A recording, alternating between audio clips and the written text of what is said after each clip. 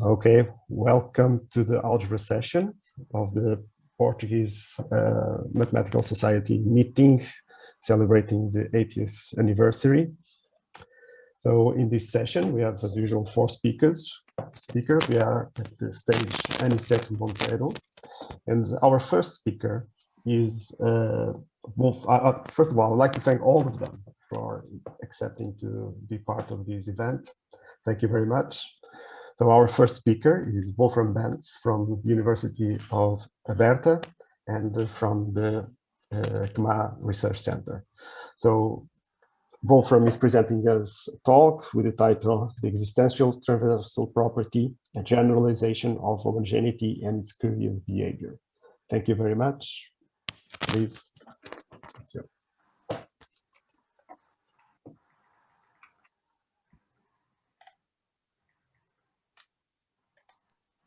Yes, thank you very much. Can you all hear and see? Yes. Okay, good.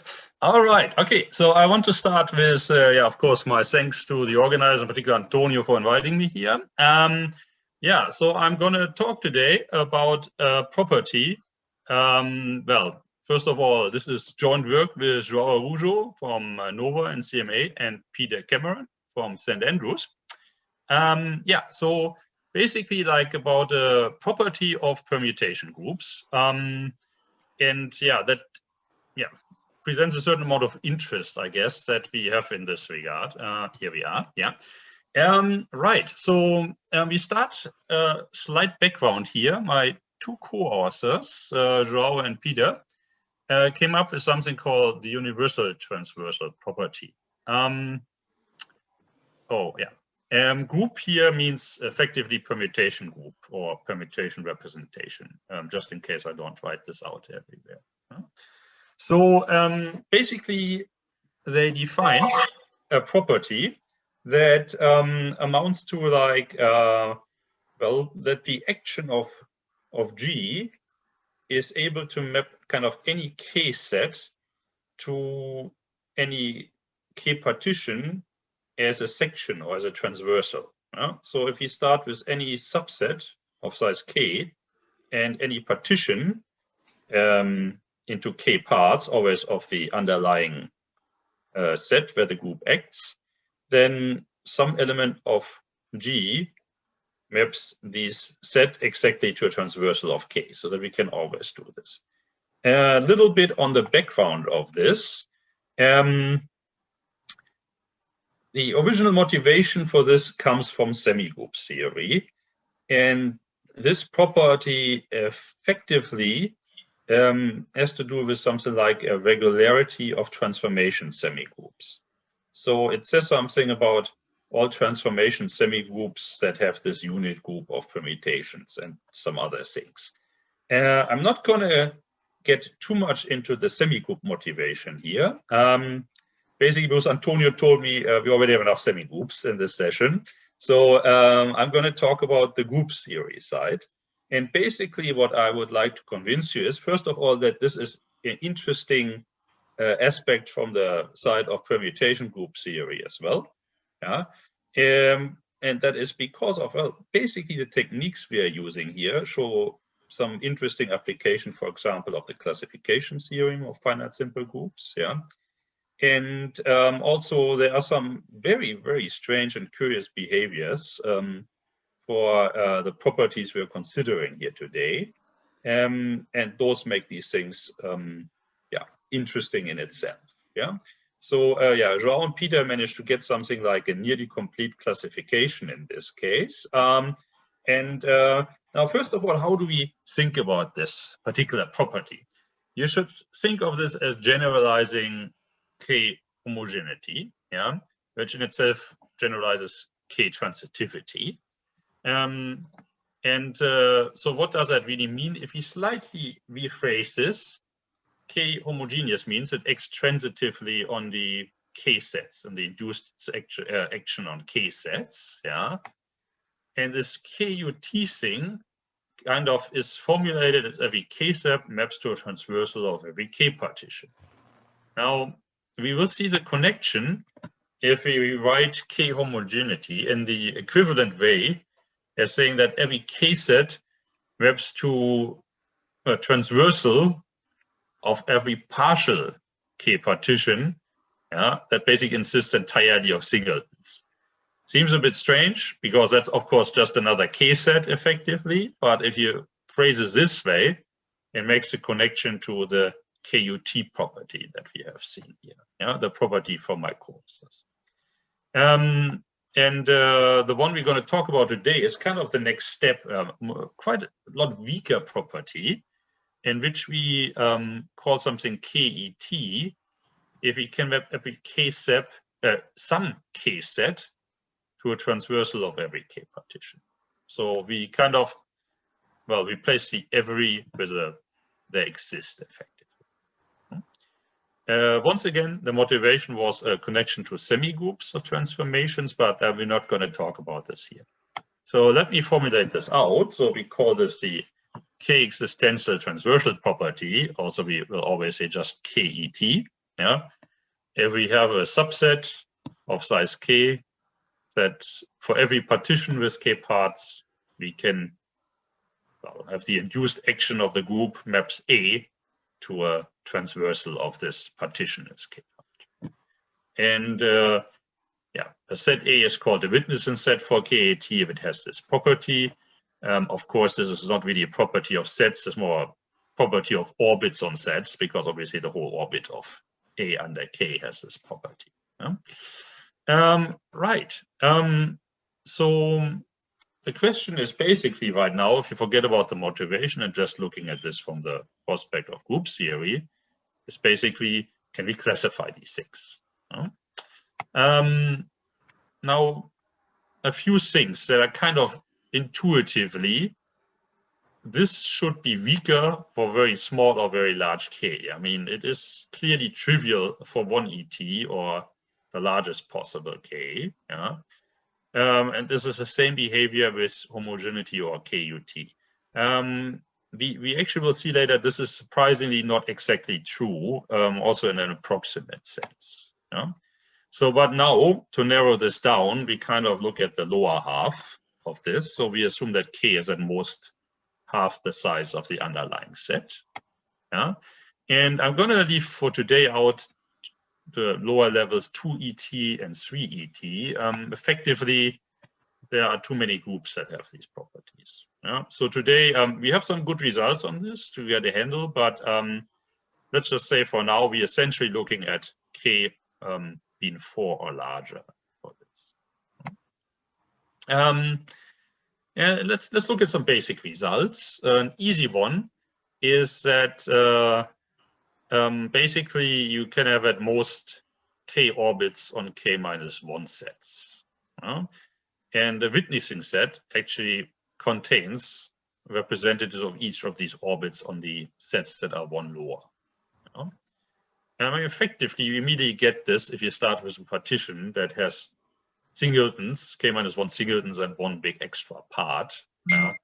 Then these things basically, you have to always be able to map into this from every K set. So take the reverse and you have a representative of that orbit in the witnessing set. From that, you also get immediately that the group cannot be too small in terms of N and K, which is intuitively anyways, obviously a larger group should be more likely to have this property. And in fact, we can this bound can actually be improved roughly by a factor.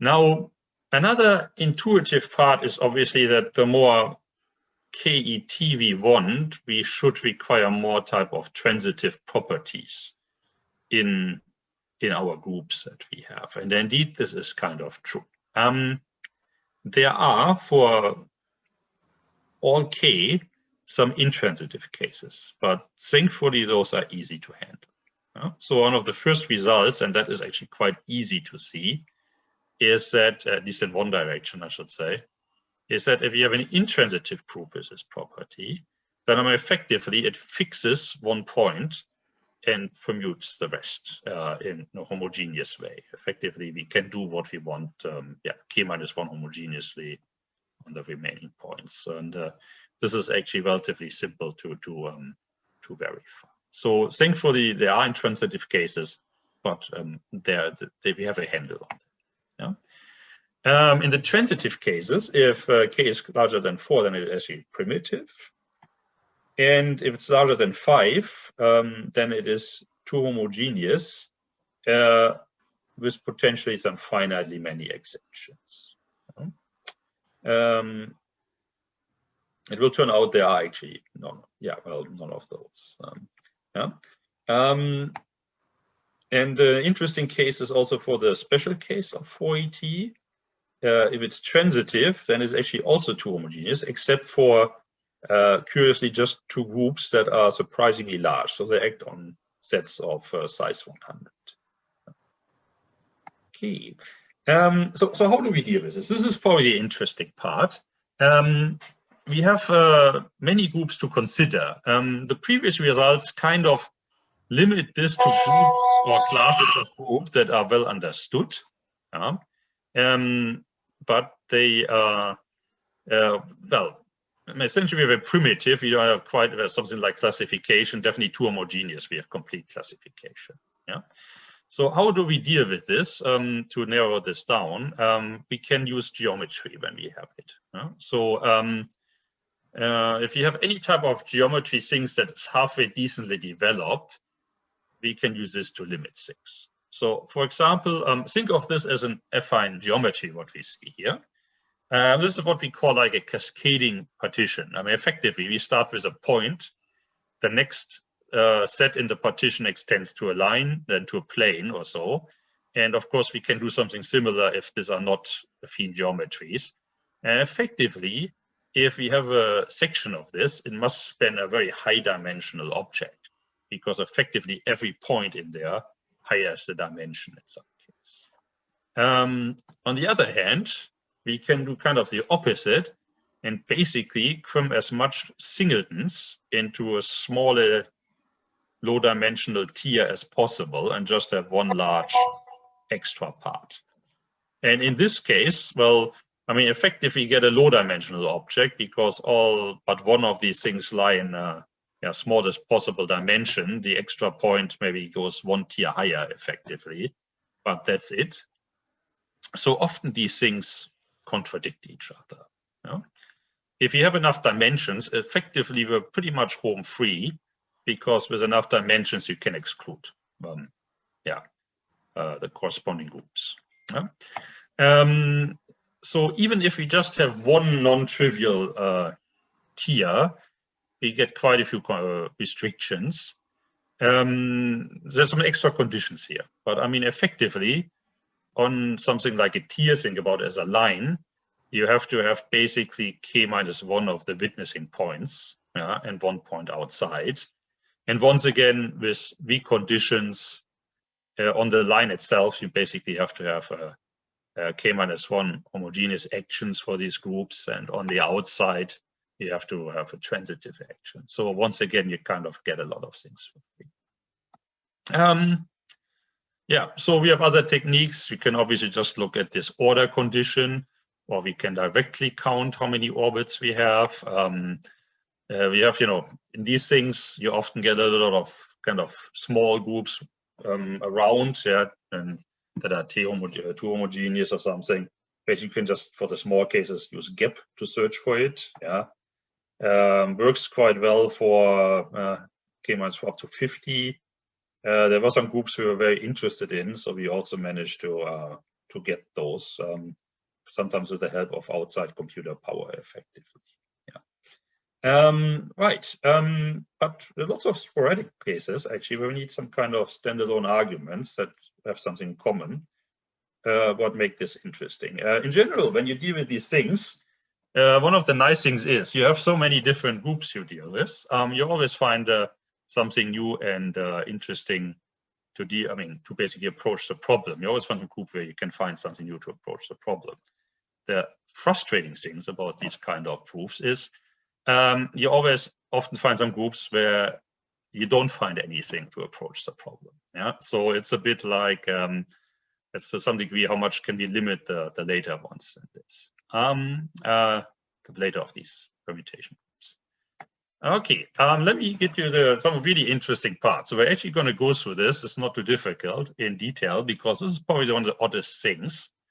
Because intuitively, I said you would expect these things to be, homogeneous, like, I mean, monotone. Yeah, so you would expect that something that is 6 ET also has 5 ET, and this is not the case here. Yeah? Let's just consider a 5 set. Yeah, so this is the affine group. Yeah, please conclude. Yes. Let's conclude. Okay. Too bad, because okay, let's skip the proof. Yeah. Let me tell you the other oddities. So this is basically 2 groups where you have this non-monotone behavior. We have this weird thing where we have 4 ET transitive but not homogeneous groups, just 2 on a very large degree. And we also have these things, how these things interact, where we once again have 2 groups that don't connect nicely with KUT. So lots of interesting stuff here. I'm not going to show you the results. I just had them in here for completeness, and I'm going to finish with this open problem because these are really the most frustrating ones of these things. This is basically the only infinite family left, so somebody can put a crack on this because, it's interesting. Because if you think about it, it's absolutely certain that these guys should have 4 ET in the sense like that. Yeah, we often see from number theory kind of an argument that's kind of heuristic, but we cannot really prove it, and it seems very difficult. Okay, thank you very much. Thank you very much, Wolfram. Thanks for your talk. Very interesting. So this last example finishes the classification. This question, right? With this question. Sorry, say again. You're a bit muffled. With this answering this question, you finish this classification that we have sporadic cases. It would finish this up to a finite number of other things. So okay. It would the other ones are just, as I said, sporadic. Also, some of them are basically beyond any computational size. But the key is, I mean, if you have finite cases left, it would be just finite cases. You just show the kitchen to get it, yeah, and you usually get it, or then you have maybe the largest one left. But if you have still an infinite family open, you don't put your effort into dealing with the few cases that are still floating around. Yes, so yes, we would very much have to have this question done, and would be very happy, and then we could finish this completely. Yeah. Very well. Maybe someone in the audience can answer this question. We have a question. Can you please go back to slide 8? It's Bernardo Cunha that is asking. Like slide 8. Okay, let's see. Okay, yes. Bernardo. Okay. Hello? Okay, now he asks, is there any particular reason for those 2 groups of order 100 not fulfilling it? Yes, okay. So, I mean, essentially... 1 minute, please. Sorry. Yeah, okay, no. Yes, you get a certain... If you have the situation that it's not too homogeneous, there must be some kind of non-trivial graph that this acts on, and this graph is highly restricted. Not going to get into details, but actually we have a classification of these graphs that there are only 5 of them. Yeah, and there's actually a famous graph. I mean, the Hickman-Sims graph, which works with 100 vertices, and the groups are actually exactly the Hickman-Sims group and the its automorphism group. Yeah. Okay. So that's the answer, basically. Okay, thank you very much, Wolfram. Thanks for your talk. So we are going now to the next talk, presented by Maria Manuel Clementinho. Thank you very much for accepting this invitation. So Maria Manuel is presenting us, is from the University of Coimbra, and she's presenting the talk with the title On the Categorical Behavior of Ordered, Metric, and Topological Groups. Thank you. Okay, thank you, Antonio, for your kind invitation. And okay, I'll try to give an idea of what we have been done together with several colleagues in the last years, and I have 15 minutes, so let me start. So it's about categorical behavior of special groups with a special structure. But let me go back to the beginning of category theory, when the mathematicians wanted to understand how to capture the properties of the category of abelian groups, and they end up with the notion of abelian category. And then the problem of how to get the right properties of the category of groups was a much longer problem that was solved during the 90s. And it was solved with the notion of semi-abelian category that I will recall through this when I start talking about the properties of groups. So I always, people that know me know that I always use Blackboard, and I don't deal well with slides. The problem is not really the slides, it's really the linear order of a talk that is difficult for me. So let me see how I cope with this. So the category of groups is pointed. It means that it is a zero. It has a zero object. It has finite products. In fact, it has limits and colimits. But it is regular, which is a property that I just recall here. So every morphism, every homomorphism of groups factors through a regular epi followed by a monomorphism in essentially a unique way. So this is a factorization system, and moreover, which is an important property, regular epis are pullback stable. So regularity is this, right? This is a regular category. And then it has a sort of exactness property, which means that every equivalence relation is the kernel pair of a morphism. And so all this is true for groups. And then that's a key property that can be stated in different ways, but the easiest way here was the split short five lemma holds. So you know the short five lemma. So if you have a short exact sequence and another one, okay, and morphisms making this commute, if these two are isomorphism, this is an isomorphism. So for split, you assume that you have a morphism of split exact sequences. So this is a splitting of this regular epi, and the two squares that you can see here both commute, right? So this is a way of getting really good properties of groups. They all fulfill this, and this is in fact what one calls a semi-abelian category.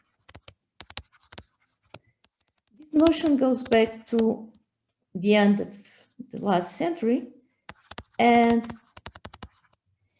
in fact it's semi-abelian. It's because, of course, groups are not an abelian category. It's not so far from being abelian. In fact, it's well known that a category is abelian if and only if its dual is. And there is a curious fact here, because if both C and C op are semi-abelian, this is equivalent to saying that C is abelian. So these are axioms that are really not self-dual. If you make them self-dual, then you go back to abelianness.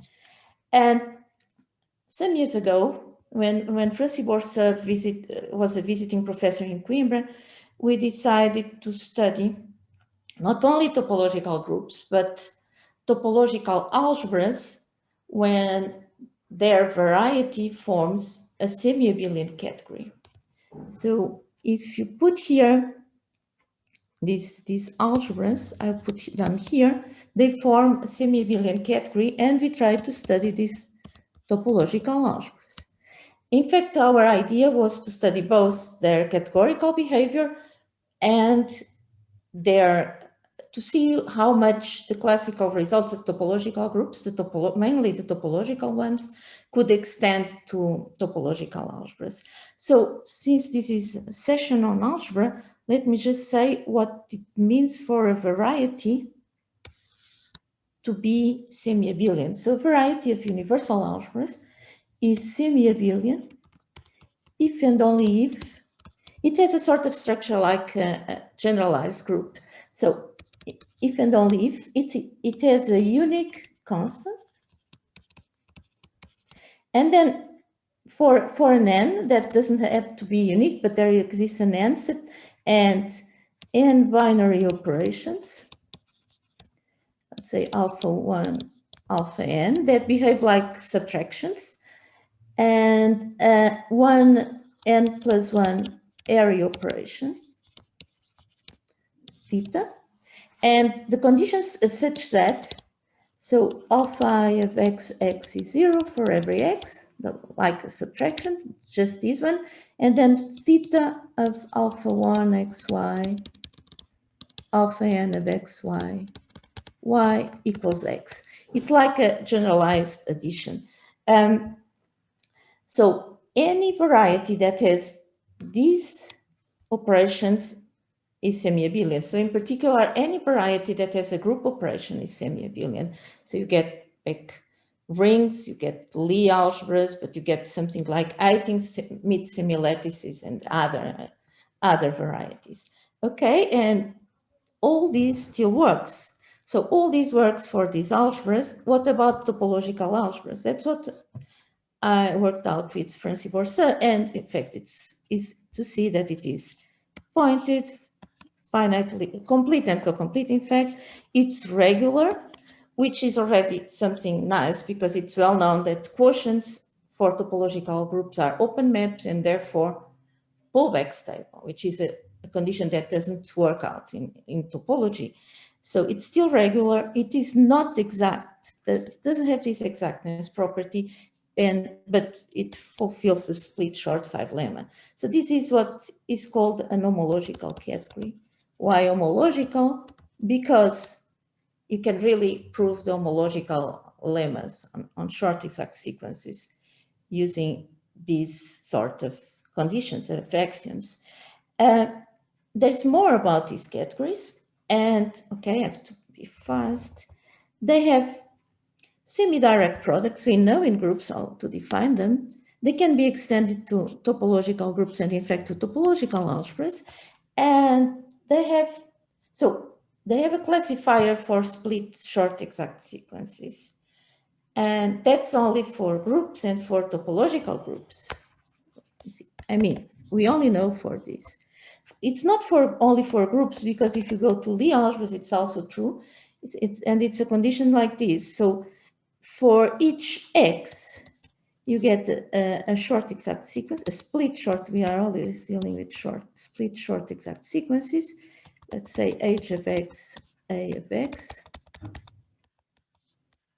such that any split short exact sequence for any of these, there exists exactly one morphism, making this commutative. So it's a sort of terminal object in the category of split short exact sequences. And in the case of groups, you put here the automorphisms of groups. In the case of Lie algebras, this is the Lie algebra of derivations. For the topological case, it was not easy to prove, but if you put the auto-homeomorphisms here of X, it also works. This was work done together with Francesca Cagliari, and it's very topological. So for Lie algebras, we do not know. Our proof doesn't extend to Lie algebras. Okay, so what else can we say about these categories of topological groups or topological algebras? I put here topological groups, but it's valid for these algebras in general. We know a lot just from these forgetful functors. We forget, but we know that these forgetful functors have good properties. So this is a topological functor, and this is a topological functor. You forget topology, then you go to groups, and here this is monadic. It's very algebraic. So from these forgetful functors, we know a lot how to build limits and colimits in this category. but I move to the next step. And the next step will be ordered groups. So when we studied this, it puzzled me how to work with ordered groups, because ordered groups are not thought as topological groups. I mean, internally, topological group is just a group internal in category of topological spaces. So you take a group, and so that the operation, it doesn't need to be a billion, but I use plus for the binary operation. But you know that, okay, the plus, the binary operation is continuous. I put here, I mean, the choice of the neutral element is continuous, of course, and inversion is continuous. If you go to pre-ordered groups, and when I talk about order, I mean pre-order, because in categorically speaking, pre-order is the most important notion. So we cut the prefix pre. An ordered group is an internal monoid in the category of ordered sets and monotone maps. And then the inversion is no longer, of course, monotone, it's anti-monotone. So it can be seen monotone from the dual of G into G, the dual with respect to the order. So we cannot treat exactly ordered groups like topological groups, but still, if I can build the same diagram here and you get the same thing. I mean, you get into set and they are still, this is ordered. Okay, monadic, topological, monadic. And so you know that some create limits, preserve limits, topological preserves limits and colimits. Okay, so what else can we say? If we go to this table, and I put here ordered groups, the still pointed category, it is complete and incomplete. It's still regular, and again, the quotients are open in some sense. Again, not exact as expected, but these fails. And so if these fails, okay? So does it mean that short exact sequences are not interesting? We found it interesting, and I must say that this work was done together with Nelson Martins Freire and Andrea Montoli some 3 years ago. So as a curiosity, because today I can only say some curiosities, we can look at split short exact sequences in ordered groups. And in fact, if you just look at this special one, so let's just think about a semi-direct product in groups where you equip X and B with these pre-orders, and we are wondering whether we can put a compatible order here. And what happens is that, okay, if there is such an order, first of all, it's between the product order here, because this is a product, okay, with an operation given by an action for semi-direct products. So the order is between the product order and the lexicographic order that we can define there. So the order is between these two, but there may be many. And just as an example, even if we start with an easy abelian group like Z, and the easiest possible split short exact sequence, like this one I have here, there are an uncountable number of compatible orders in the product here that make this a split short exact sequence in order. So this is an interesting area, but where the split short 5 lemma doesn't hold, and so things have to be studied separately. So one thing that could be interesting, but it's not yet done, is to understand the key properties of this category. Okay, so I talk in my abstract about metric groups and probabilistic metric groups. So very briefly, what I told about ORD can be spoken, can be done in a more general setting. So this general setting starts with a quantile, a commutative and unital quantile, which means as a category, it's a symmetric monoidal closed category, but as a lattice, because it's nothing but the lattice, equipped with a commutative multiplication. This commutativity here is not essential, but makes life easier, which preserves joins, so that then it has an adjoint and has a unit.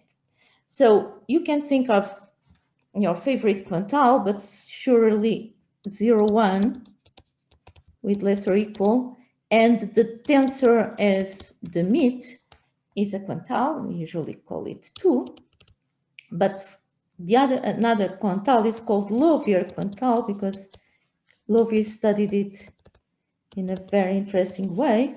Is this one, the complete half real line with greater or equal as the order and plus as the multiplication.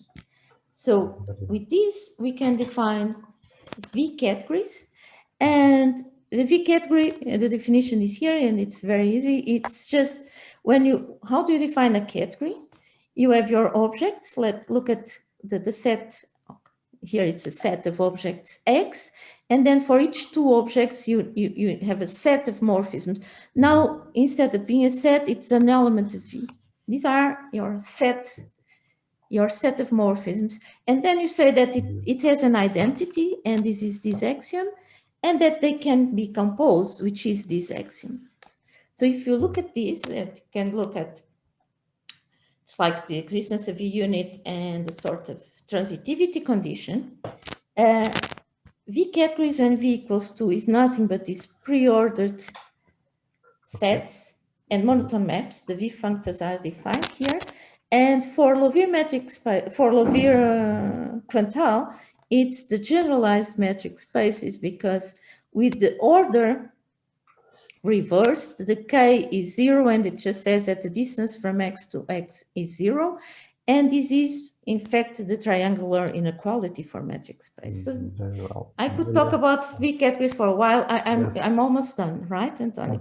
Okay. So just to say that a V group is just a V category where you internally make the plus. So X is a V category and the group, and you make the plus a V functor.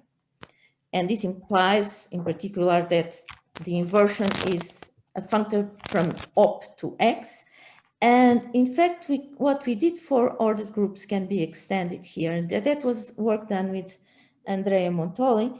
And it's very interesting to see, because when people work with these metric groups, they keep adding axioms, but all the axioms that you are using are encoded in this little definition, because what they are not using is the fact that you can see metric spaces as these V categories, and then category theory helps you proving things. That's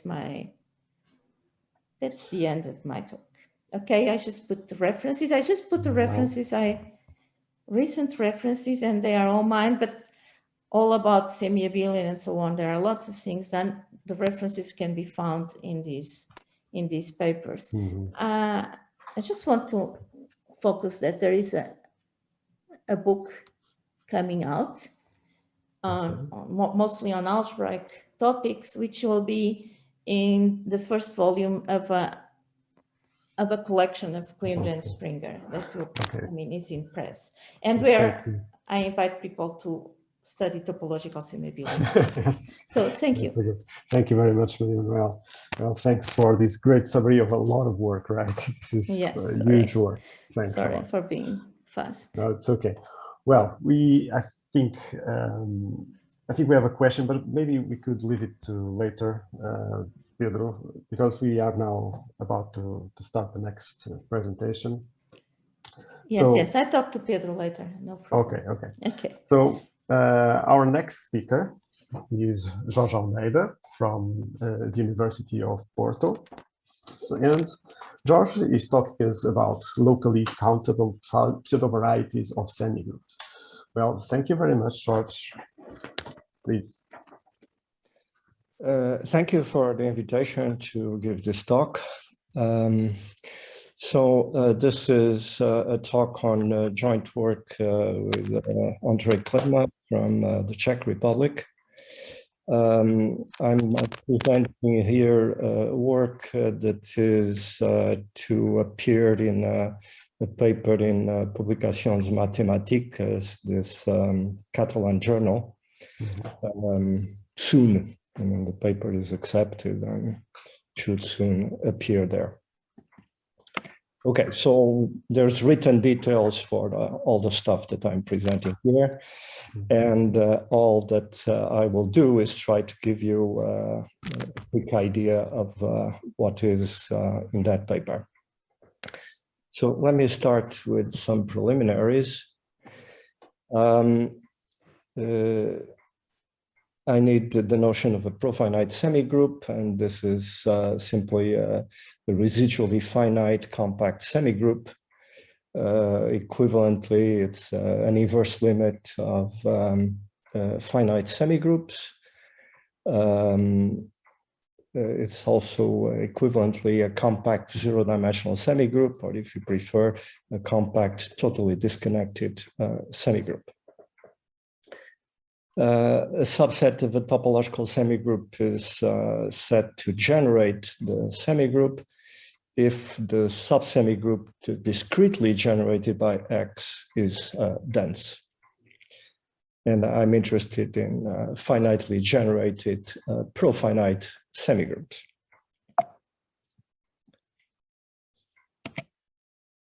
Okay, another notion I need is that of a pseudovariety, and by that I mean a class of finite semigroups that is closed under taking homomorphic images, subsemigroups, and finite direct products. Given a pseudovariety V, a pro-V semigroup is a profinite semigroup whose finite continuous homomorphic images belong to V. And I'm particularly interested in free pro-V semigroups, well, in general on a stone space, but mostly here I'll be interested in case X is a finite set. And it comes with a natural continuous mapping from the generating set into this free pro-V semigroup, characterized by the usual universal properties. So given a continuous mapping from X into a pro-V semigroup, there is a unique continuous homomorphism such that this diagram commutes. Okay, so I denote that by omega bar sub X of V. One observation that comes from discrete set theory, descriptive set theory, is the Cantor-Bendixson theorem, which entails that a so-called Polish space, if it is uncountable, then it must have continuum cardinality. And this applies to finitely generated, in particular, profinite semigroups, which says that the cardinality, without using the continuum hypothesis, the cardinality of a finitely generated profinite semigroup is either finite, countably infinite, or cardinality 2 to the LF0. And this motivates the following definition. For the pseudovariety V, if all finitely generated pro-V semigroups are finite, then we say that V is locally finite. This is not a new definition. This has been considered for a long time and plays an important role in the theory of pseudovarieties. But this is a new definition. If all finitely generated pro-V semigroups are countable, then we say that V is locally countable. So there are these two, I mean, in view of Cantor-Bendixsen's theorem, this is the two definitions that make sense when you want to consider properties of finitely generated Pro-V semigroups. Now, locally finite pseudo-varieties are particularly well-behaved, and that's the reason why they are frequently considered. One reason is that, I mean, from the definition, in particular, the free Pro-X, Pro-V semigroup on a finite set X is finite. And that means that basically you have in the pseudo-variety free objects on finitely generated sets. So these locally finite pseudo-varieties basically behave like Birkhoff varieties. And so you can work with them using an equational theory, which is very convenient. But of course, these are very special pseudo-varieties. And also this property of being locally finite is preserved by classical operations on pseudo-varieties, like taking the join, the semi-direct product, the multi-step product. So on two locally finite pseudo-varieties, you get again a locally finite pseudo-variety. Well, one case that you might ask, and I think it's a natural question to consider immediately, is what happens with pseudo-varieties of groups? And it turns out that the situation is quite clear. Well, it's actually easy to prove that for the pseudo-variety of groups, it's locally countable if and only if it is locally finite. So we don't go beyond the notion of locally finiteness by considering locally countability for pseudo-varieties of groups. Well, I've added here one condition which makes the theorem incredibly difficult, which is a characterization of the locally finite pseudo-varieties of groups.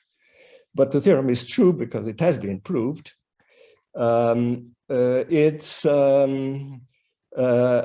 it's not really my contribution. The key contribution is Zelmanov's work, which shows that if a pseudo-variety, which implies that if a pseudo-variety has bounded exponent, then it is locally finite.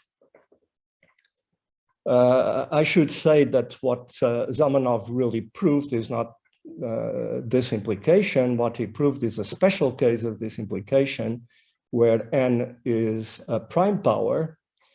And then the general result comes from a reduction done by Hall and Hickman in the 1950s, which also reduced to another couple of properties, which I'm not stating here, but which turned out to be a consequence of the classification of finite simple groups.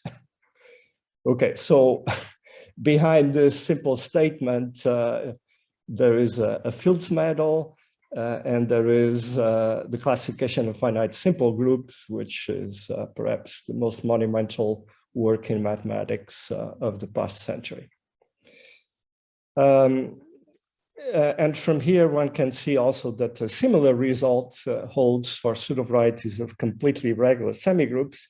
Those are semigroups in which every element lies in a subgroup. So-called also unions of groups. Okay. What happens beyond completely regular, so beyond groups and completely regular? Well, one simple example is the equational pseudo-variety N2 of semigroups, which are the two nil. So that means that the square of every element is 0. I mean, finite semigroups with that property. This turns out to be locally countable, but not locally finite. And the free objects, so this free pro n2 semigroups on a finite set X are very easy to describe. They are just the Riesz quotient of the free semigroup on X by the ideal. So you identify to 0 every element in the ideal generated by the squares. So what remains as non-zero elements are the square-free words. And by a theorem of 2A, well-known theorem of 2A of about 120 years ago, we know that this is infinite. So there are infinitely many square-free words on a 3-letter alphabet. Another example, which was sort of motivating this definition, is a result of mine dating back over 30 years, that the pseudo-variety J of all finite J-trivial semigroups is locally countable. By a J-trivial semigroup, I mean a semigroup in which if 2 elements generate the same principal ideal, then they are equal.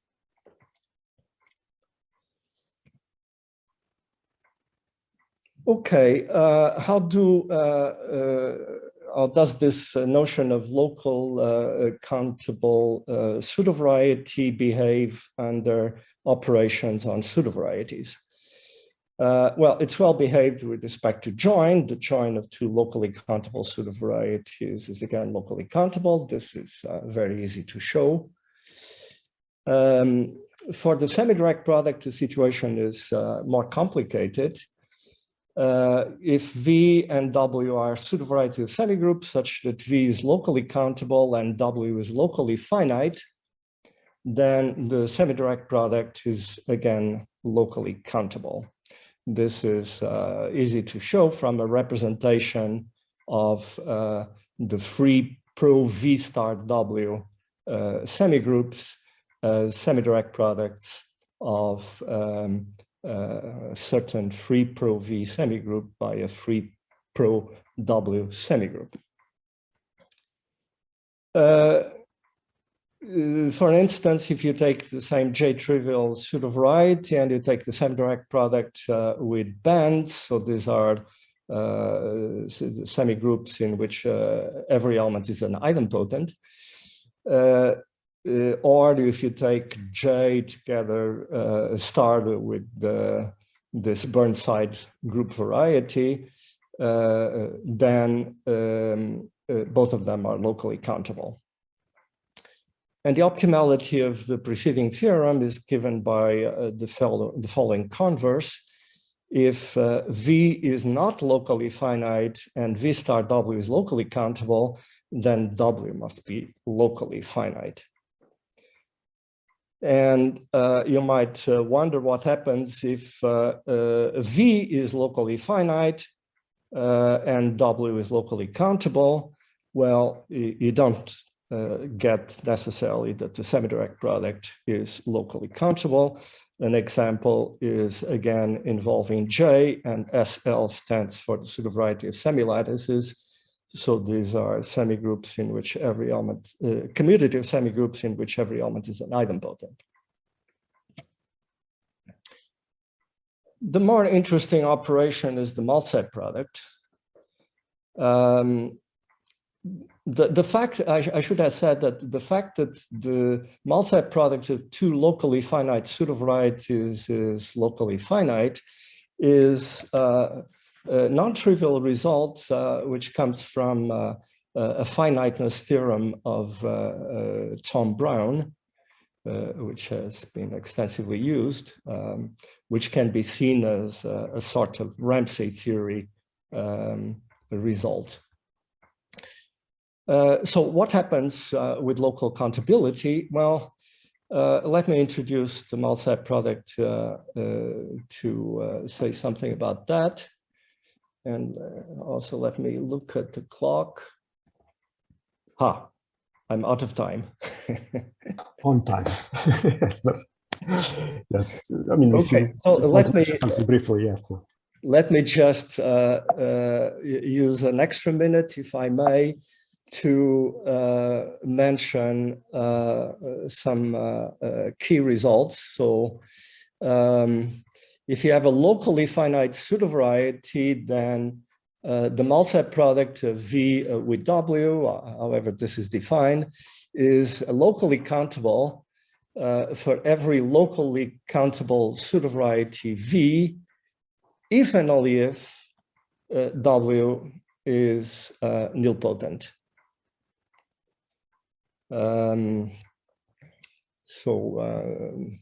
This takes quite a bit of work to prove this.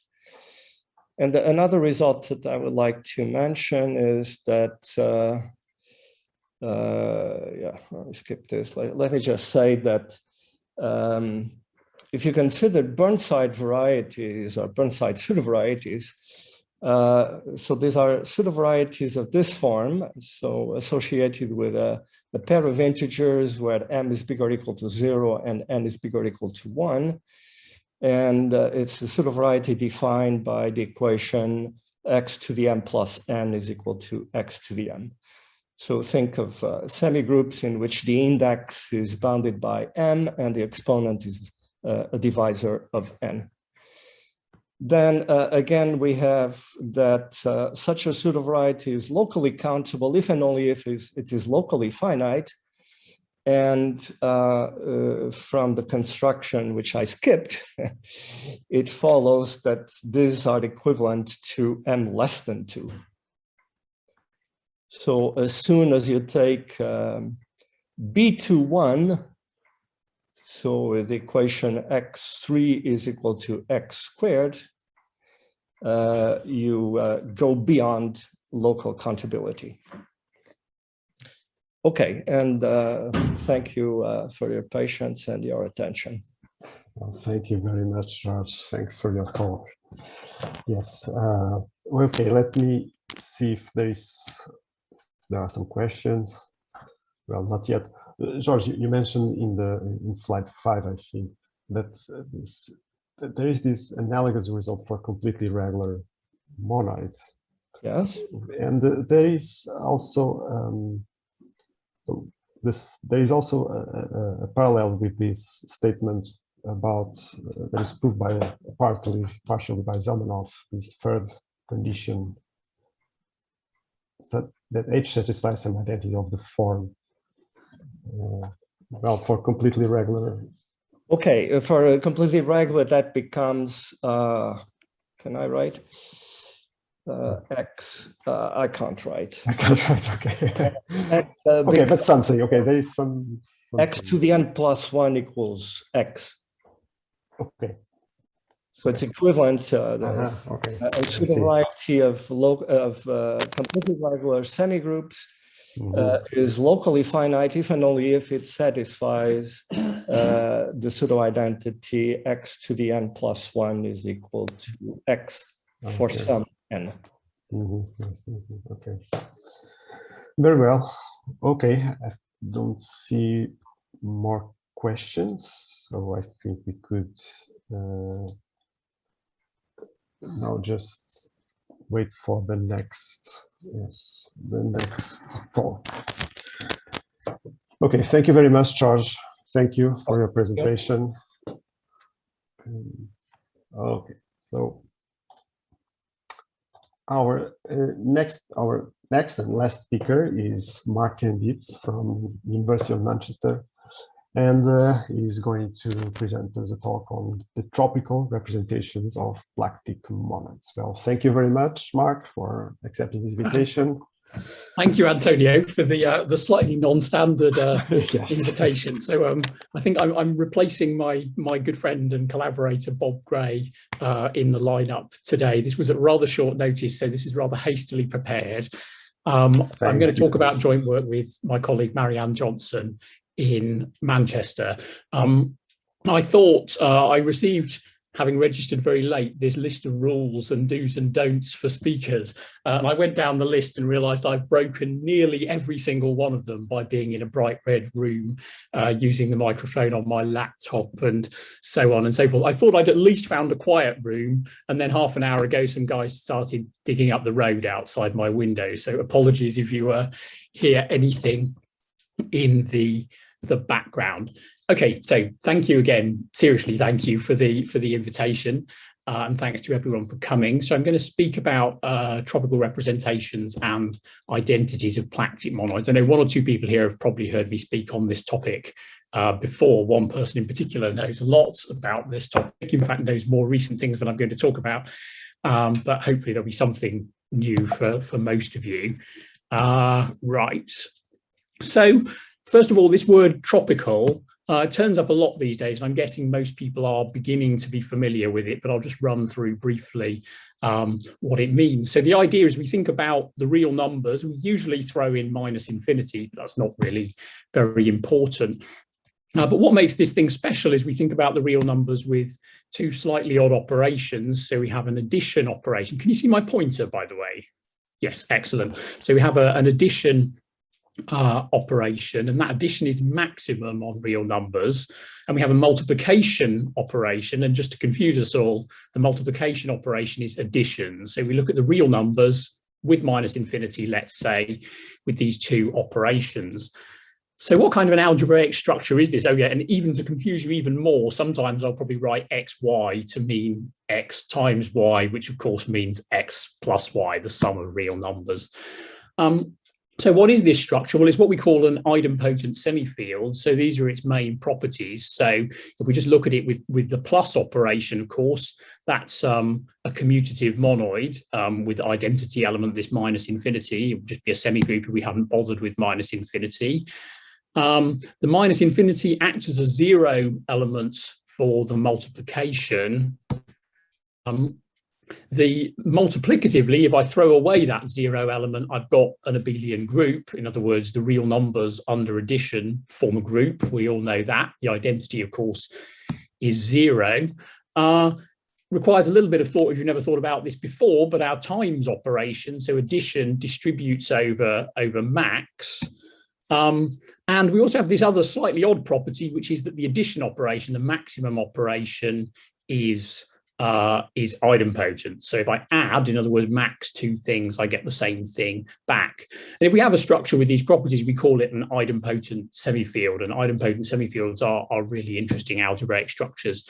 There's one more property you may have spotted here. In fact, it's also true that if I take x plus y, that's always either x or y. That's called bipotency, but actually it turns out not to be particularly interesting or important, that one, basically because it's not inherited by modules. It doesn't really play a very big part in what's going on. So what can we do with this structure once we've got it?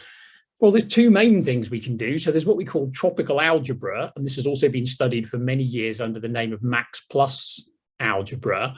This is basically linear algebra, where we replace our base field for the linear algebra with this structure. We can do that. We can do matrices and things. And there's also a subject which we'll call tropical. I haven't even turned my cuckoo clock off. Apologies for the further interruption. There's also what we call tropical geometry, which is, roughly speaking, it's algebraic geometry where the base field is replaced with this tropical semifield structure. It's a little bit more complicated than that. Your first try at defining varieties and so forth over the tropical semifield would not be correct. There are a lot of subtleties in the definition, but once you get the definitions right, everything works. There's a really beautiful theory there, and in fact it's a theory with deep connections to classical algebraic geometry, which you can use to prove things in classical geometry which people can't prove in some cases in any other way. So why are people interested? Well, as algebraists, we can just be interested in an interesting algebraic structure, but actually these things have applications absolutely all over the place. Combinatorial optimization, discrete event systems, control theory, these things are all naturally modeled by max plus linear equations and therefore fit automatically into this framework. They turn up in formal language theory, as some of you might know, phylogenetics, you can use them in statistical inference, geometric group theory, algebraic geometry I've just touched on, but I don't really care about any of that. What I am is a semigroup theorist, and what I care about is what they tell us about semigroups. And in particular, why should we care from the point of view of semigroups? Well, there are loads of interesting semigroups, especially if you're interested in infinite semigroups, which are not linear in a classical sense, which don't have any kind of matrix representation that preserves any of their structure over a field. And so one way to try and understand those, there are several ways, but one way to try and understand those is to replace the field with a structure which provides a little bit more scope for representing these difficult semigroups. And somehow the tropical semifield seems to be just about perfect for that. It's got a deep theory and it's well understood enough that the representations will be useful, but somehow it's also badly behaved enough that we can still represent badly behaved semigroups in a way that we can't over a field. So let's just have a bit of notation here. So I'm going to be interested in the semigroup, which I'll call MMT. So this is just all of the n by n matrices over T, and there's a natural multiplication operation on those induced by plus and times, just as you would do over a field or a ring. I'm also interested in the subsemigroup of upper triangular matrices. What does that mean? That, of course, means below the diagonal, I have my zero elements, and my zero element, if you think about it for a moment, is minus infinity. So these are matrices from here with minus infinity below the diagonal. And all of these semigroups and other related ones have been studied sort of implicitly for a very long time, at least 50 years. And there's loads of interesting specific sort of ad hoc theorems about them, which people have proved to particular ends. But what we've been trying to do in about the last decade or a bit more now is to try and really systematically study the structure of these semigroups and build a deeper understanding of these semigroup using all the tools of semigroup theory that you'd use if you happen to be a semigroup theorist, which in Portugal is more probable than it would be in the rest of the world, I think. So the other main thing I'm going to talk about today is semigroup identities. Most of you have probably seen this idea before. Here's a definition of what an identity is. If you haven't seen it before, ignore the definition and look at the examples and it becomes obvious. So an identity is basically just an equation in variables. Here is an equation in the variables A and B. AB equals BA. Here's another one that only happens to have one variable. And we basically say the semigroup satisfies the identity if for every consistent way of substituting elements of the semigroup for A and B, the thing is going to hold. So AB equals BA just means the semigroup is commutative. A squared equals A means it's idempotent, and so on. Do I have any and so ons on my slide? Oh, I did have one more. What was that? Oh, yes, this means it's a left zero semigroup. Okay, so we can ask about identities such as this, which are satisfied by tropical matrix semigroups. The first result in this direction is just about 10 years old now. It's due to Isakian and Margolis, and it says the upper triangular tropical matrix semigroup, if we just look at the 2 by 2 case, satisfies a non-trivial semigroup identity. I'm just going to say there are trivial identities like A equals A. I don't care about those. When I say something satisfies a semigroup identity, I'm going to mean a non-trivial one. And I phrase this in a rather odd way because you would think if M2T satisfies the identity, then this, which is a subsemigroup, would satisfy the identity. That, of course, is true.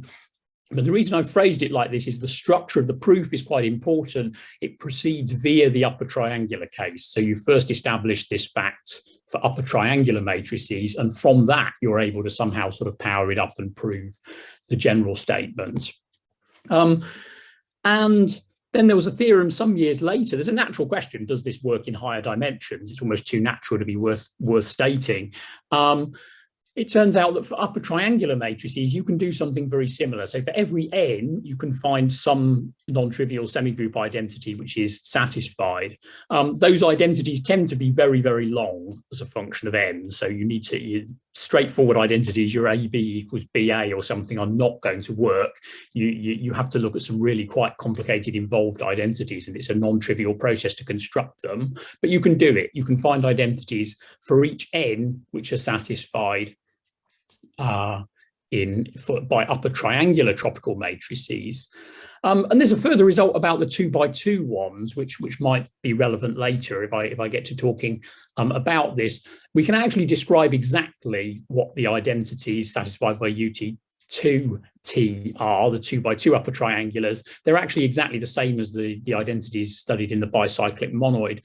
And that's an interesting fact, mainly because the identities studied in the bicyclic monoid were not, prior to this result, all that well understood. So this actually gives a very straightforward way of, for example, checking whether a given identity is satisfied in the bicyclic monoid. You can check identities in the bicyclic monoid by other means as well, but it's a very natural way to do it.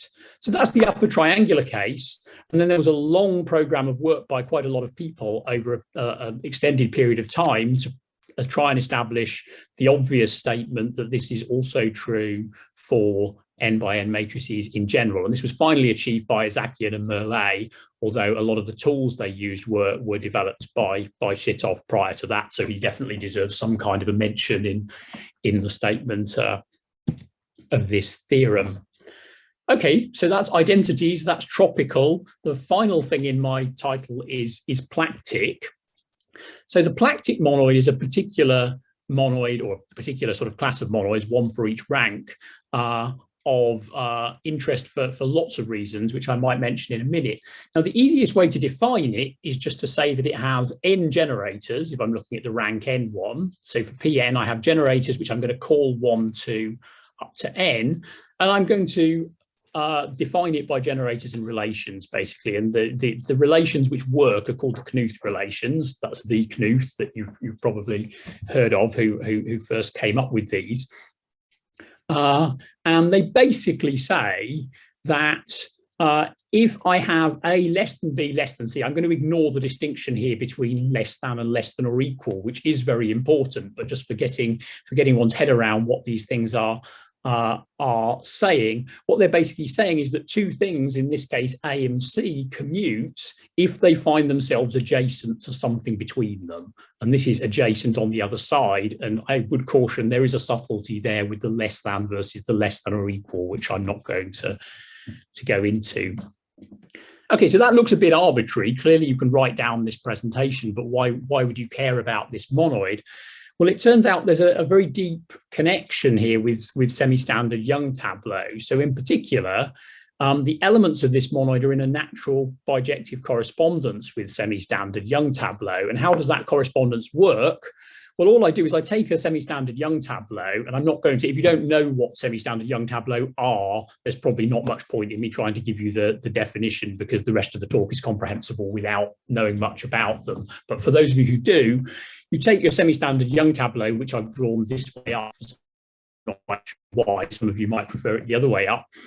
And all I'm going to do is read the rows in order, and I'm going to write down this element. This is what we call the row reading of the tableau, and this tableau corresponds to this particular word, the element represented by this word in the plactic monoid.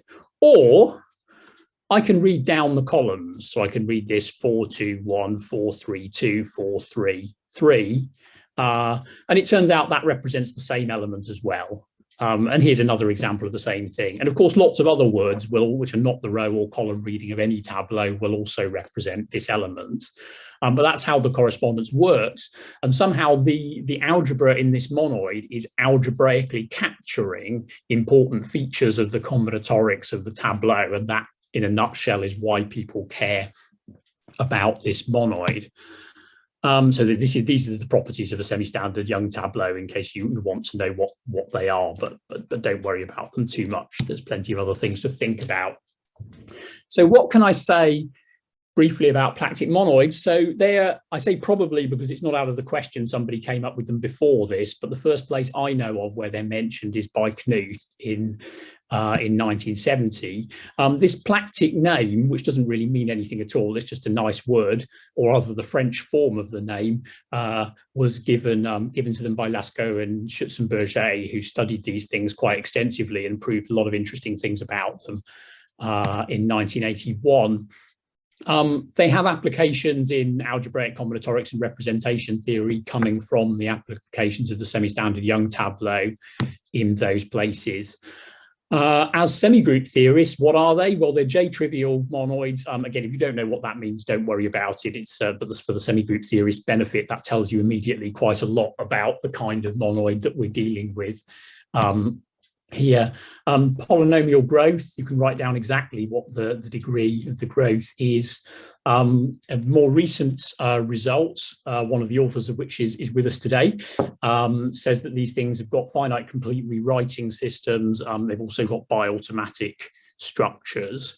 That was a question of Zelmanoff, I think, whether these things had automatic structures.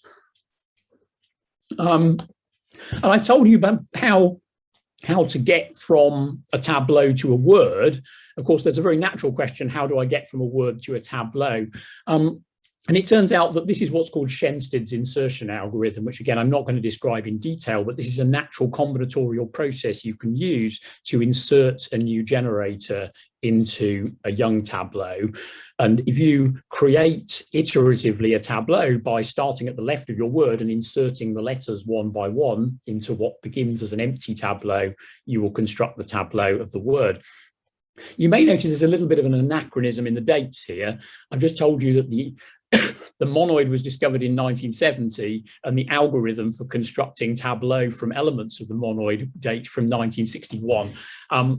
The causality here is entirely the other way around. So Shensted's algorithm itself has applications in the kind of areas I'm talking about here and was developed for that reason, just as an algorithm on Tableau.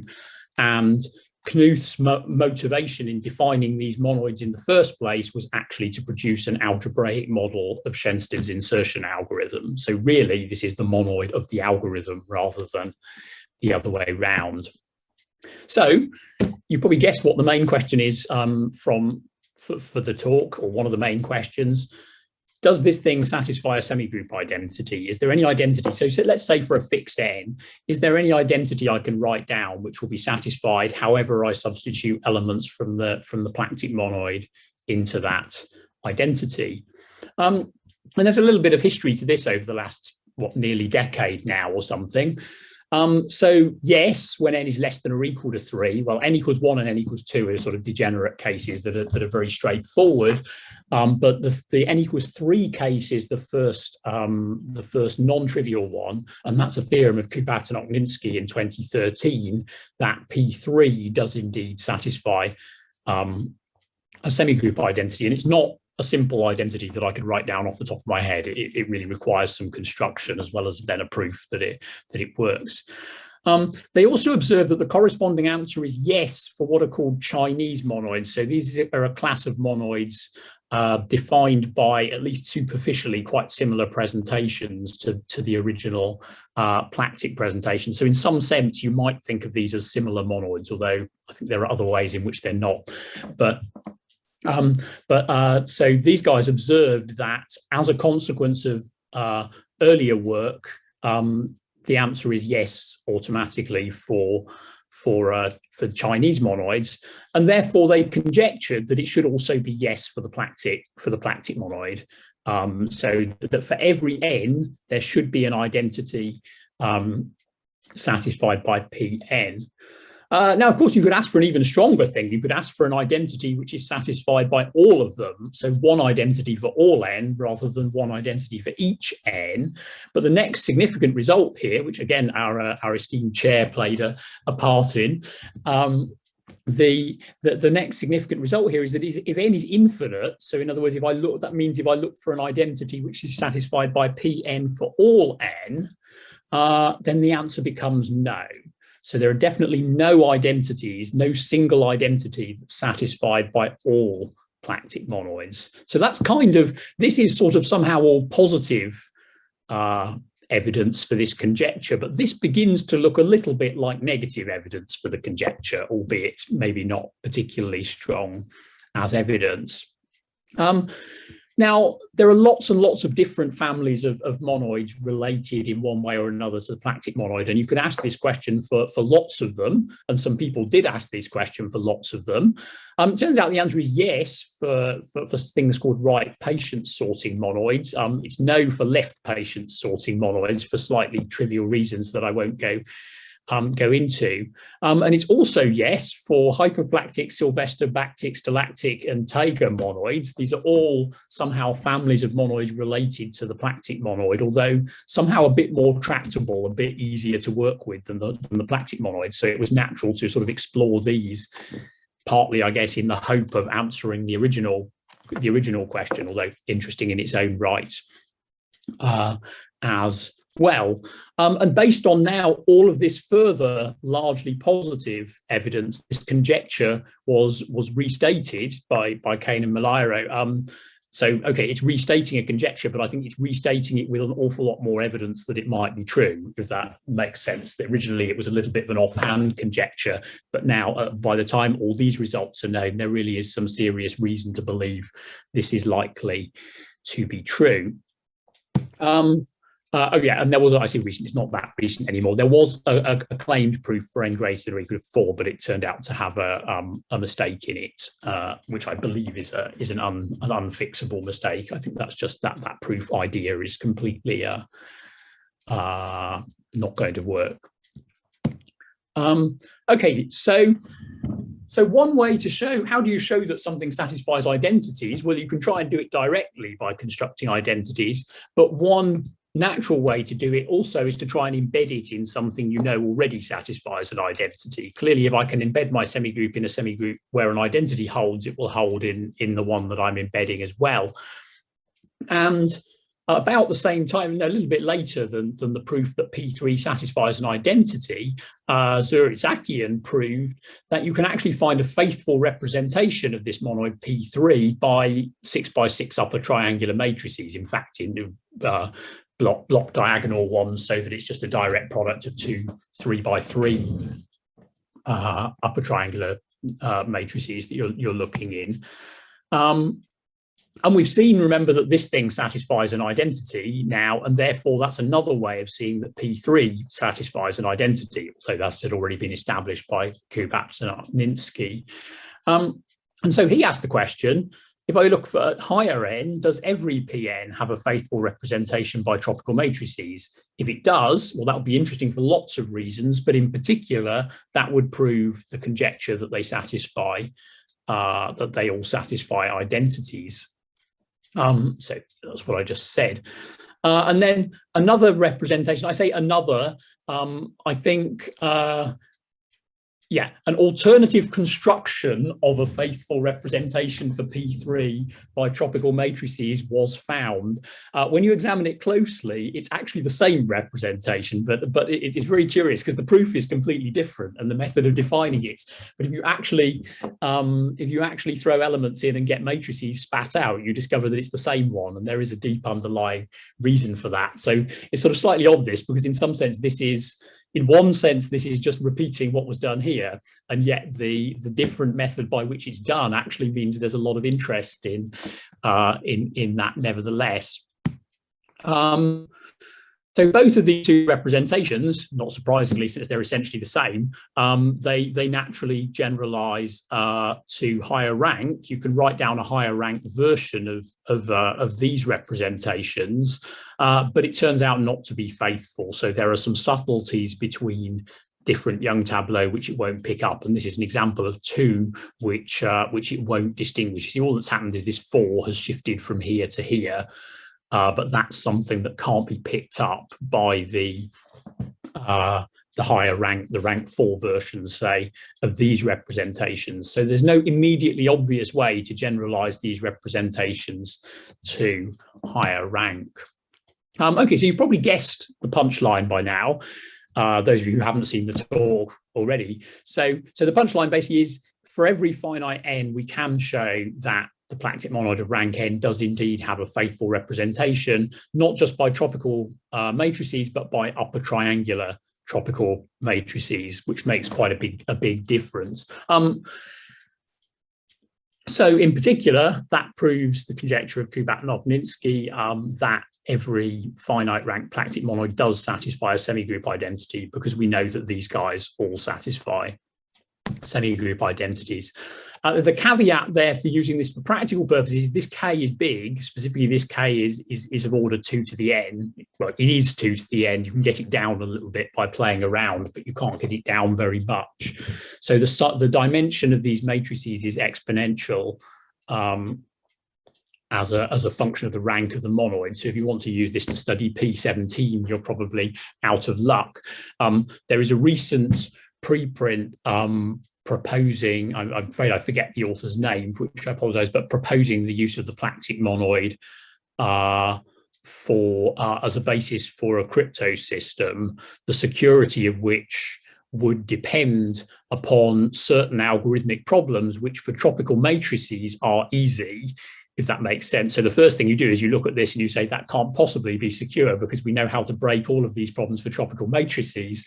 But the problem, of course, is that the tropical matrices have size exponential in the rank of the monoid. So when I think it's proposed that you do this with P200 or something, and so we'd suddenly be dealing with matrices of size 2 to the 200, which is obviously not very tractable. So K here, the actual dimension of the matrices is order 2 to the n. So this appears at first sight to be saying the identities satisfied by Pn are those coming from these massive upper triangular tropical matrices.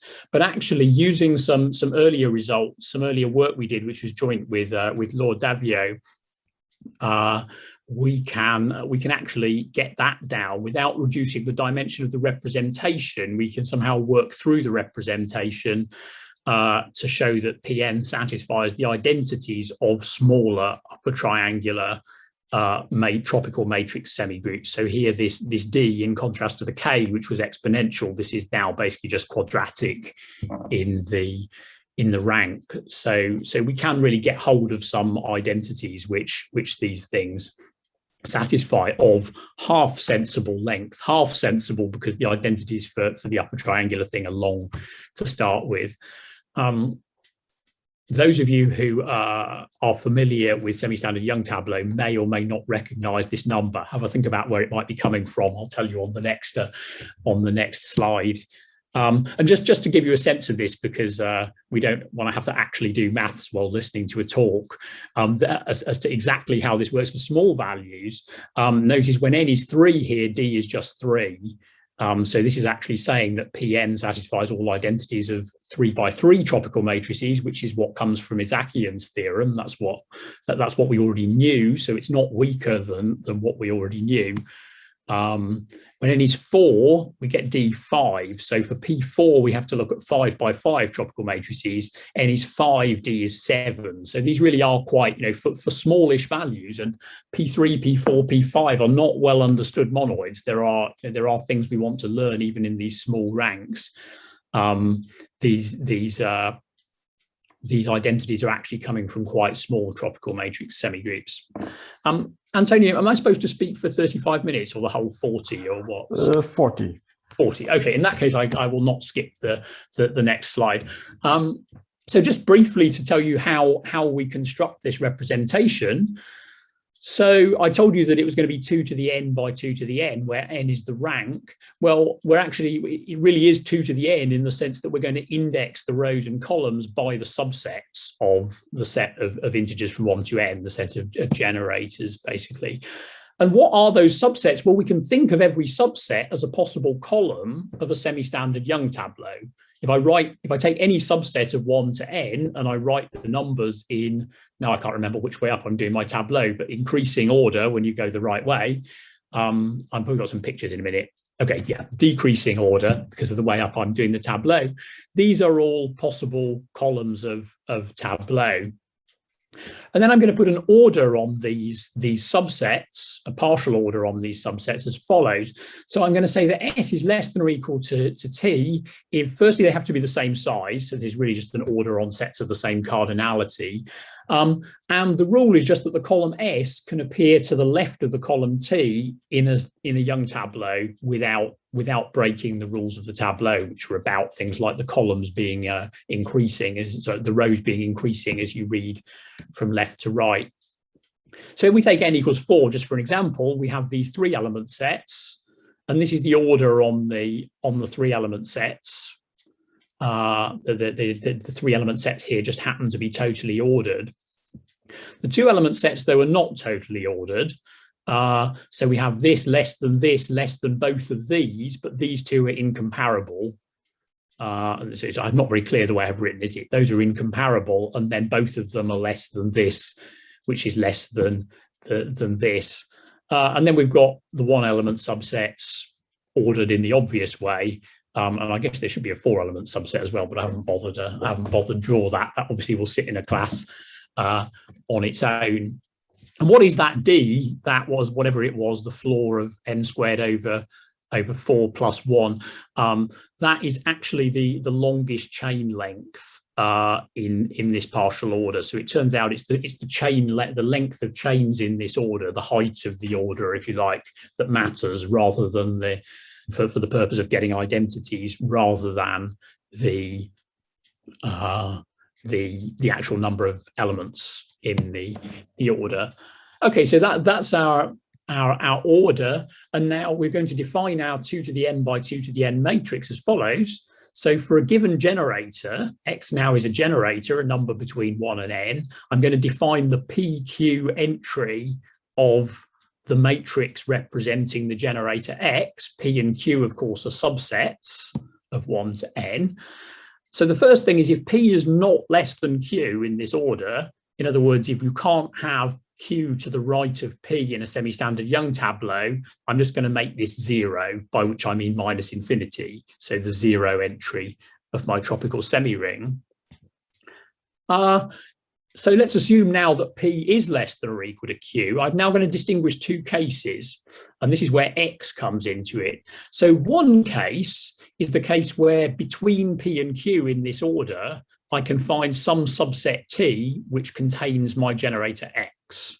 And in that case, I'm going to set the matrix entry to be 1.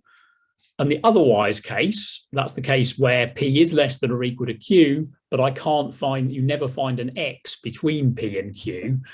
In that case, I'm going to set it to be 0, which, remember, is not the 0 element. It's actually the identity elements of my semi-field. And that's what the representation is. And then, okay, because this is a partial order, and because of this rule that says that whenever P is not below Q, the corresponding entry is minus infinity, if I just arbitrarily complete that partial order to a total order and use that order to order the rows and columns of my matrix, then that means the matrix is going to be upper triangular. So that's why we have an upper triangular representation here. Of course, lots of different ways I can complete to a linear order, but it doesn't matter at all. Just pick one of them. And now I've defined this map on the generators, and of course I extend it in the only way I can to the elements of the monoid. So I suppose the way I've defined it here is to say I extend it to a free monoid on the generators in the obvious way. So this is now a map from words to matrices. And then the lemma you need to prove to show that this is a representation is that this map respects the Knuth relations. So in other words, if I throw in 2 words which only differ by an application of a Knuth relation, then the image will be the same under this map, which means it's well defined on the plactic monoid as well as the free monoid. So that says it's a morphism. There goes the cuckoo clock again, sorry, but at least it's telling me that I'm running out of time. It's also running late, isn't it? That's unfortunate. I won't run as late as the clock. So yeah, now the first time I gave this talk a long time ago, everyone was expecting me to say that this is a faithful representation. And at that point, I couldn't say that. We had to do a whole load of other playing around to sort of power this up and get a faithful representation. But subsequently, we managed to prove that this alone is already a faithful representation. So the thing you might expect me to say is what I am indeed saying. It is a faithful representation. Yeah, this is the slide there might not be time for. I think there's not time for it. So let's skip that one. What's this about? I can't remember what I was going to say here. Sorry, it's not very professional, is it? Okay, so I've already mentioned that there's this theorem from a while ago of Marianne and myself together with Laure Daviau that says that UT2T satisfies exactly the same identities as the bicyclic monoid. So somehow the bicyclic monoid you can view as a sort of purely combinatorial discrete thing, which generates the same variety as these 2x2 tropical matrices. Now, Isaacyan, we've already seen, showed that P3 has this faithful representation by 3x3 upper triangular tropical matrices, and therefore satisfies all of the identities satisfied by 3x3 upper triangular matrices. And what he wondered is, could it be that P3 somehow plays the same role for the 3x3 tropical matrices that the bicyclic monoid plays for the 2x2s? In other words, could it be that P3 satisfies exactly the same identities as UT3? And why might you think this is true? Well, it turns out that P2 also satisfies exactly the same identities as the bicyclic monoid. That's not difficult. And hence also as UT2T, and it's a virtually trivial statement is that P1 also satisfies the same identities as a free commutative monoid, which is the same thing essentially as UT1T. So this is already true for 1 and 2, and then there's half a result suggesting it might be true for 3. And so his question really is this the beginning of something more general? And as another theorem proving the same paper, although it's kind of somehow almost a converse, is that the methods are completely different. It is true that every identity satisfied in Pn for any n is also satisfied in UTNT. So this is a result in the other directions of the one I mentioned just now. This one is saying that the identities satisfied in the plactic monoid are also satisfied by upper triangular tropical matrices. And notice there is no gap here, none of this exponential or even quadratic or whatever change as we pass from the one to the other in the rank stroke dimension we're looking at. This really is the same n here. And so in particular, a corollary of that, combined with Isaacyan's result, is that P3 does indeed satisfy exactly the same identities as UT3T. And just as with the bicyclic monoid, it gives us an efficient way to check identities for P3 as well. Another interesting corollary here, which is a statement I don't think anyone had established before, that the proof that NT satisfies a semigroup identity for each n, the known proof due to Isaacyan involves constructing bigger and bigger and bigger identities as n grows, in fact, massively bigger than n. But I don't think anybody actually knew for sure that there wasn't a single identity satisfied by UTNT for all n, that there wasn't just one that you could find by some completely different method. But of course, we know, due to a result mentioned earlier, that that's not true for the plactic monoid, and therefore it can't be true for the upper triangular ones either. And based on that, we conjectured a slightly stronger statement. So what this means is, as you increase the dimension, eventually the set of identities satisfied is going to 0. They're all disappearing. And the obvious reason that will be true is if every time you increase the dimension by 1 step, you strictly reduce the identities satisfied. That's what you would expect to be true, basically. You allow yourself an extra dimension, suddenly you've killed some identities which held before. So we conjectured this slightly stronger version, and actually that is now, that was proved by my PhD student, Tom Aird, last year. So that conjecture there is now a theorem. This corresponding statement, by the way, for tropical matrices in general, not upper triangular, is still open. There are some partial results, but we don't actually know that when you increase the dimension by 1, you always sort of strictly change the identities, but it's probably true. as well. Okay, so I think I'm just about out of time. This was an hour's talk, which I inadequately cut down for the 40-minute session. So I'm just going to skip all of this and say, if anyone wants to look things up, this is the paper I've actually been talking about, and these are various of the other things that I've alluded to. Oh, and this one is very new indeed. As of this week, this is doing something similar for some sort of related classes of monoids. Thank you for your attention. I will stop there. Okay, Mark, thank you very much. Very pleasant, your talk. Okay, so let me see if there are some questions. Well, I must say that this faithful representation by Isaacson is extremely difficult to understand. This paper is very hard to follow, and that's why we ended up with the same faithful representation at the end. But it's a much shorter proof. I think that's more comprehensible. Yeah, I mean, yeah, you're absolutely right. I mean, he's doing it in the context of a whole load of other stuff and using a lot of machinery he develops to solve other problems, which which you don't need to solve this problem. And absolutely, what you're doing, what you've done, is found a way of doing it without that machinery, which is excellent for people who actually need to understand it. Exactly. Yes. For the next steps. Yes. Okay. Do we have more questions? Well, I don't think so. Well, let me. Okay. So thank you, Mark. Well, I'd like to thank all the speakers. Thank you for accepting this invitation. It was a pleasure. It was very okay. We have a question. Sorry.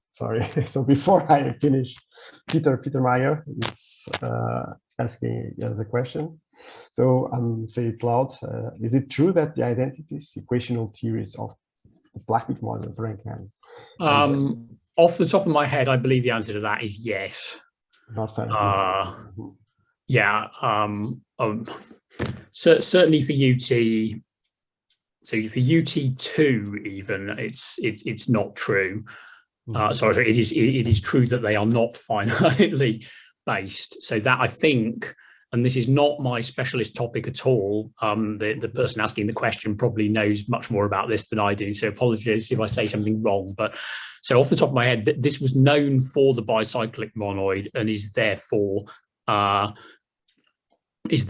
case for UT2 as a consequence of our theorem saying that the variety generated by the bicyclic monoid is the same as for UT2. I think it was also proven independently that it's not finitely based at about the same time by some people, including Olga Sapir. My apologies to any of the other authors who might be present. I can't remember who else that was. Yeah. Okay. So thanks, Mark. Okay, I think we don't have more questions. Okay, so thank all the speakers again. Thanks for accepting the invitation. It was a very, very nice, pleasant morning. We finish this session, algebra session. So we still have another talk now, a plenary talk by Peter Cameron, which I invite you to attend. Okay, thank you very much. Bye-bye. Thanks for all the participants. Bye-bye. See you. Bye.